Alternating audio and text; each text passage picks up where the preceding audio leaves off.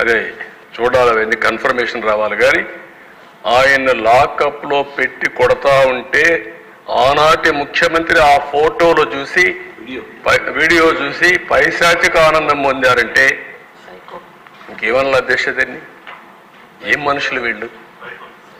అంటే ఒక ఎంపీని తర్వాత ఏదో ఆ రోజు సుప్రీంకోర్టు ఏదో ఆర్డర్ వచ్చింది, హైదరాబాద్లో మిలిటరీ హాస్పిటల్ పంపించారు, వాళ్ళు కూడా ప్రూవ్ చేశారు.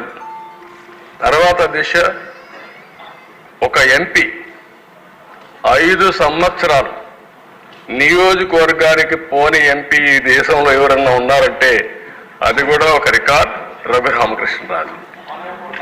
ఎవరు ఉండరు అధ్యక్ష. అంటే ఒక ఎంపీకి సొంత నియోజకవర్గంలో కూడా సెక్యూరిటీ లేదు, వెళ్ళలేడు.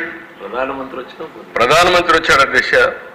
ఆయన పాప హైదరాబాద్ నుంచి రావడానికి ఆ రోజు ట్రైన్లో బయలుదేరాడు.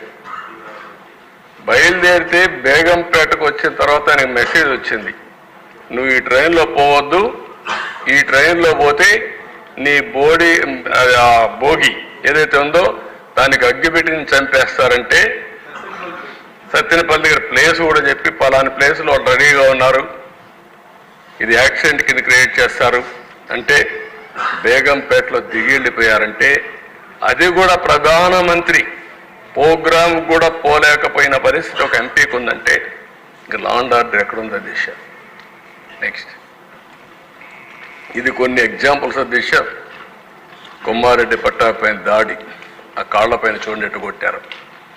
ఇంకో పక్క బ్రహ్మారెడ్డి, ఆ రోజు ప్రతిపక్షంలో ఉండే ఒక సభ్యుడు మా ఇంటి మీదకి వచ్చాడు.